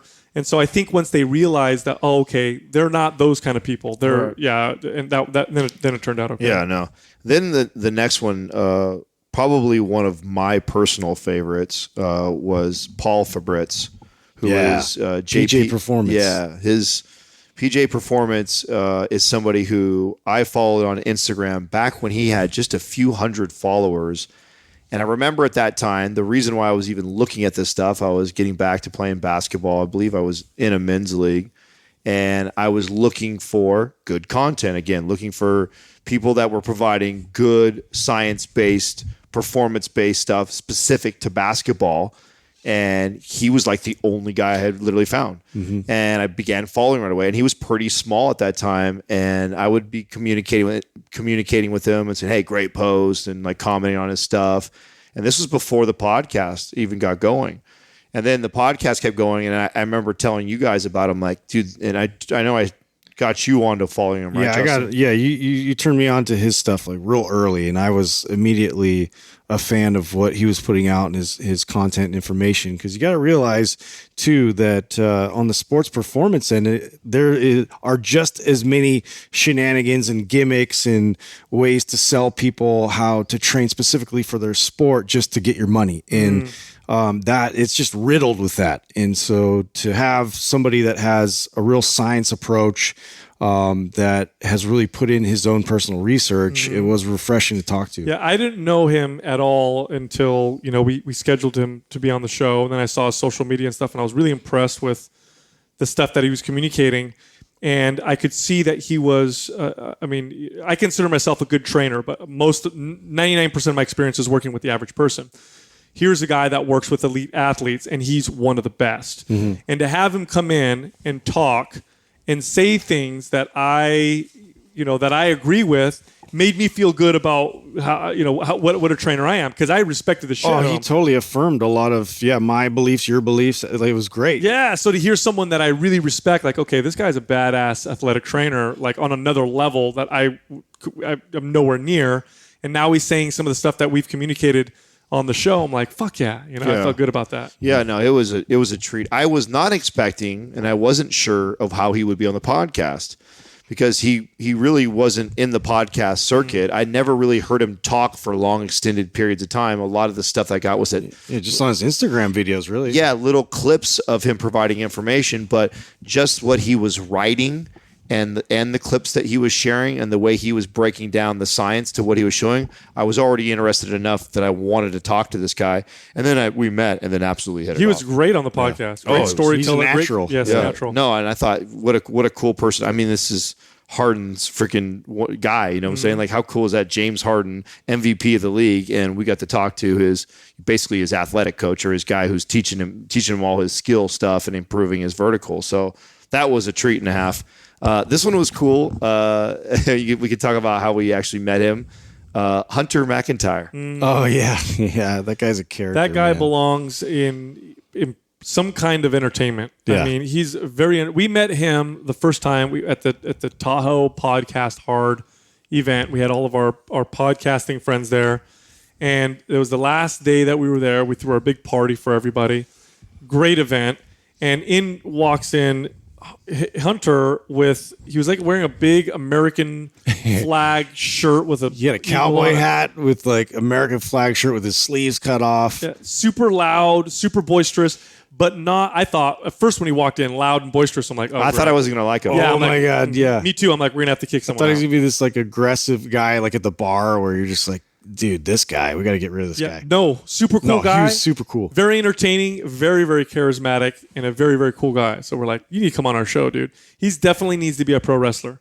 Yeah. Yes. He definitely needs to be a pro wrestler. Oh, dude, yeah. I could totally see him just like, because I love how he comes at people when he's competing, like how aggressively he like, talks shit to people and everything. So he's just a fun guy to listen to, and if you're competitive at all, like it's totally contagious. Incredible charisma, natural talker, great story, super badass. Yeah. He's done some badass stuff. Super badass, humble at the same time, but also confident at the same time. Humble but cocky as fuck. It's like this perfect blend. It is. It's rare that you meet people. There's we have a mutual friend, Larry Evans, is like this good boy of ours. I remember he used to come. Well, he was the first guy ever that I knew that would wear a pink suit to work at the gym, with his Calvin Klein shades and popping his collar when he walked in. But he had this such a likable personality that you couldn't help but love the guy. Everybody loved him. Yeah, it's like so over the top. It's lovable. Yeah, and not a day would go by that he didn't remind you that he's the best. But it didn't bother you. It's so because he backed up a lot of his shit, which Hunter's like this, right? Yeah, Hunter's dude's a like fucking that, badass, absolute badass. Talks about it, but he does it in such a likable way that you can't help but smile and enjoy the guy. That interview was such a treat. And then one that we just recently did too. Right after that, we did. We ran the Paul Fabritz, and then not long after that, we had Corey. Yeah. And that was through Justin. That was your guy, Yeah, Corey Corey Schlesinger. Schlesinger. Yeah, love that guy, man. He's the athletic basketball coach Stanford. for Stanford, right? Yep. For the Stanford, the men's basketball team, and I was fortunate. I got connected to him from Jordan Shallow, and I remember talking to Jordan quite a bit about like different modalities out there and like who's really applying these concepts well. And he had mentioned, Corey and just how he was actually utilizing a lot of these concepts, like we talk about quite a bit, like FRC, like animal flow, like a lot of mobility practices, but also strength training, power, explosiveness. And he was just like, he's on a whole nother level. He's got it all figured out, and the way that he programs is just masterful. And I got to spend some time with him and had coffee with him and met, and we just hit it off because, again, one of those guys that really just kept affirming everything that I thought, believed. And he's like, oh, yeah. And then he would take it to a whole nother level that I didn't even think of. And just my mind was going crazy. And I got to go up to Stanford and see his facility, meet a couple of his players and stuff, and just his workout setup. And he's just a fascinating guy. He's the real deal. Yeah, I want more people like that on him and Paul. Great. Well, to be honest, they're hard to find. They really are. Like there's a big, like Justin said, there's a ton of sports performance people that are presenting that information. But there's not a lot of really good experts that are doing it, and they're hard to find. Like Justin finds this guy. Like Corey's not this big famous dude on Instagram. Oh, I has see huge what you're saying. following. He's not even in the NBA. Right. Yeah. So and remember, we talked to these guys. Like just because somebody's extremely high in the sports world, NBA or something, that doesn't necessarily mean they are the best coaches either. I mean, they both poked holes. Exactly. And a lot of the it's about who you know when you're at that level. So that's still kind of, and you guys know this. It's no different than. I remember being a kid, at least I were a trainer, going back and watching my siblings playing sports. And they were playing sports all the way from young, all the way through high school. And even some of them went on to travel and do like after college. And I remember coming back and seeing the trainers that were teaching stretching and teaching things like that. And I remember just like scratching my head being like, what? They should know better than that. That's like basic. Don't do that. No, you shouldn't do that. They should be, and I remember thinking that and then seeing this even at the much higher level. So it's still prevalent that in the NBA and NFL that just because they're elite getting paid a ton of money, not all of them are the best athletic trainers. And Corey's one of those diamonds in the rough. Paul Fabritz is another one of those diamonds in the rough. Like there's just not a lot of these dudes that are like that. They're hard to find. So that was a really cool one. And then the last interview that we just recently did also probably cracks my top 5 because I love being blindsided. I love only one other time have I been blindsided this much, and that was with Joe DeCina. And I when I tell people now about this interview, I say he's the Joe DeCina interview of the bodybuilding world. So even if you're not an obstacle course race runner, you have to listen to You'll love the stories. You have to listen to Joe DeCina's episodes because it's just a great story. Listening to him talk and his story is awesome, and the way he tells it's awesome. And I felt the same way about John Romano. Now I recognize the name, and when Sal reminded me, like, oh, this is the guy who's wrote for T Nation. He wrote all the major articles and all the magazines you used to read as a kid. I go, okay, that triggered that. I remember that. But I didn't really remember as much as Sal remembered, and Sal was very excited to bring him on the show, and he just was such a treat for me. Well, John threw me off too because it was John like Giovanni or like it wasn't John Romano. His real name. Yeah. And so I was like who is this? Wait, and like we were sort of in that state of like I had no idea what to expect. Yeah, no, he was, first of all, he was impossible to find. So I was going through a little stint of. That's when we had Flex Wheeler on, Sean Ray on, all these. And so I said, okay, I want to find people who I think will be great interviews that I used to follow back in the 90s and early 2000s when I was a kid working out. And John Romano he wrote articles. He wrote for Muscular Development. He did some stuff with Muscle Media 2000. He was close with Dan Duchesne and Bill Phillips and that whole world. He had like a feud with Bill Phillips in terms of articles and stuff. And he was very no holds barred. I mean, these were the first articles I'd ever read where where someone talked very honestly about the drug use in bodybuilding, the dark sides of the sport, how things really work. And the way he wrote his writing style, it's fun to read. And so I thought, oh, I want to find John Romano. Impossible to find him. I was all over social media. So finally I go on Facebook and I'm like, let's see if and I found his personal profile, which is of course not, I finally found that and I'm like, is this really John Romano? Sent him a message and he replied and I'm like, oh, perfect. I'd love to have you on my show. And he agreed right away. And the show was just so entertaining. The guy's such a great storyteller, great dude, and very candid. Like, dude, he did not skip a beat. Nope. Like you mentioned something that's a little bit controversial, sort of gray market area of what the conversation was going, and he was just all in. Yep. He told you everything. Everything. Oh yeah, the guy. The guy wrote. He's probably one of the most prolific writers in bodybuilding, up there with top 3 ever, probably. Sure. And the guy wrote his first article in prison. Yeah, if that's not enough. That's where we started. If that's not enough cliffhanger for you, we started in prison to and listen to that out. episode. I mean, that in itself, and then built himself a very successful business and had so many great stories, so many name drops in that episode. He knew everybody. Yeah, everybody in that whole world. Yeah, which is really cool. So that was a treat, man. Yeah. I'm really enjoying that whole for a long time, interviewing was one of the. It was more difficult, right? We would do our episodes with just us, with a lot of fun, great conversation.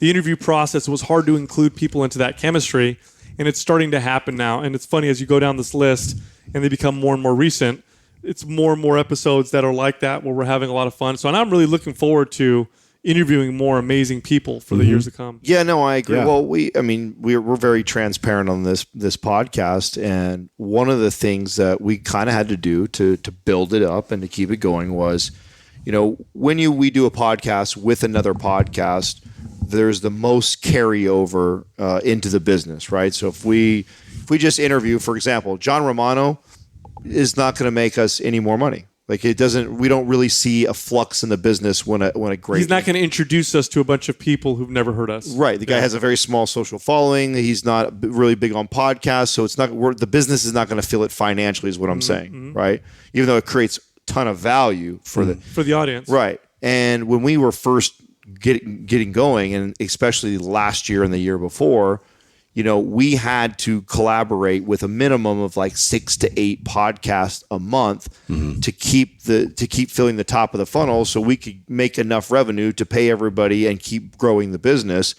And we've finally arrived in a place where we don't need to do that to keep it going. So it's now allowed us to really start seeking after, like, who do we want to talk to? Like, I really want to talk to this person. I really want to talk to this person, versus having to take into consideration, like, hey, I want to this person, but do they have a big enough network that it's also going to do us both well? And so those things were factored in where they're no longer factored in anymore. Right. Yeah. And I think that has a lot to do with it. Like I think that has to do with it. I also think that has a large part to do with it. But it makes them a lot more interesting. I also think we're just, we've been doing it more and more, and the more you do something, the better you get at it. And having 3 people interview one person is a totally different. That's a different school. It's something It's something you learn through doing it. Yeah. And now that we've done a lot of them, I think it's fun. It's fun as working. hell. Yeah. It's absolutely fun as hell. So. Yeah, there's no way I could possibly get through every single one that we did this year, because this episode would turn into like. Some people are gonna get pissed. We didn't bring him up. Here's a mention. Didn't we interview Ben Greenfield this year at Paleo? Yes. One of my favorite interviews. Yeah, it was at that house. Ben, what a great interview that was. That was awesome. That's when we really,